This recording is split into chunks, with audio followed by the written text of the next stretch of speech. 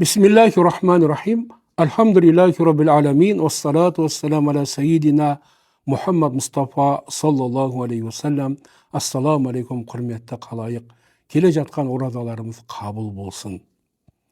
Бұл орада әлбетте шариғатымыздағы өте үлкен парыз, 5 парыздың бірі. Сондықтан пайғамбарымыз Мұхаммад Мұстафа саллаллаху алейхи ва саллям хадиси шарифінде айтады: айды көріп орада ұстаңдар, айды көріп ауыз ашыңдар дейді. Айды көрген кездегі мәселе көзбен көру бар, іліммен көру бар. Іліммен көру бұл көзбен көрумене барабар деген. Бірақ оның шарттары бар.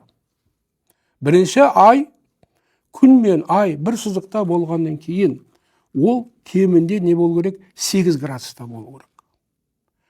Күн батқаннан кейін айдың көкжиектегі биіктігі не болу керек? 5 градуста болу керек. Және де ол оңтүстік, солтүстік Американың аумағында анық көріну керек. Тынық мұхиттың үстінде емес. Осыған орай Қазақстан мұсылмандар не басқармасы, және де түрік әлемі, Түркия, Қазақстан, Өзбекстан, Қырғызстан, Әзірбайжан ғалымдардың бәрі жиылып, кешегі Самарқандағы өткен жиында барлығы келісіп, иншалла 18-іне тәрәбіні оқып, 19-ына Рамазанды бастауға келісті бір фатуаға. 20 наурызда не болады?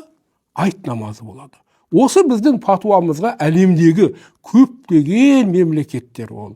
Мысыр бола ма, Пакистан бола ма, Индонезия, Малайзия, көп мемлекеттер осы бізбен бірге. Сондықтан құрметті жамағат, бұл нақты дәлелмен ешбір күмәнға, ойға, васвасаға түспестен, Құда қаласа ертең кешке тарауи намазын оқиық біргелікте, 19-на иншалла Рамазан айын бастайық. Аллаху субхану ва таала тұта тұрған оразаларымды Аллах қабыл қылсын.